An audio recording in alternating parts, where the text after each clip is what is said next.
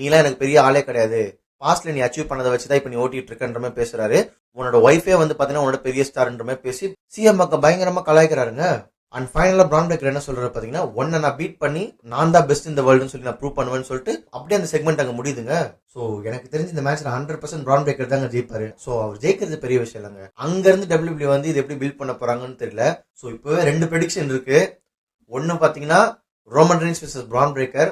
ஆமாங்க, next year Royal rumble பாத்தீங்கன்னா Roman reigns தான் ஜெயிப்பாருன்ற மாதிரி ரூமர் கிடைச்சது. சோ ரோமன் ரீன்ஸ் வந்து ராயல் ரம்பிள் ஜெயிச்சு பிரான் பிரேக்கரை வந்து சேலஞ்ச் பண்ண போறாரா இல்ல டைரக்டா சேலஞ்ச் பண்ண போறாரான்னு தெரியல.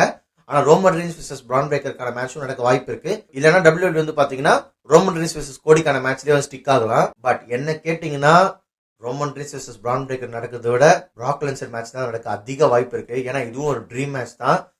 ஸோ யாருக்கு தெரியுங்க, ரா நெட்ஃபிளிக்ஸ் ப்ரீமியர்ல வந்து பிரான் பிரேக்கர் ஜெயிச்சோன்னே பிராக் லென்சர் மியூசிக் ஹிட் ஆகி பிராக் லென்சர் வந்து பிரான் பிரேக்கருக்கு ஒரு எஃப்ஐ கூட போடலாம். பார்லிமெண்ட் வந்து பிரான் பிரேக்கருக்கு அகேன்ஸ்டா கூட திரும்பலாங்க.